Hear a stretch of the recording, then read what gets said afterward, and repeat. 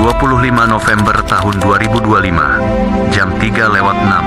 Sebelum kejadian itu terjadi, para anggota OPSDA 4 melakukan peninjauan lapangan kerja di daerah irigasi Yambo Aye, dan ini adalah cuplikan video sebelum kejadian.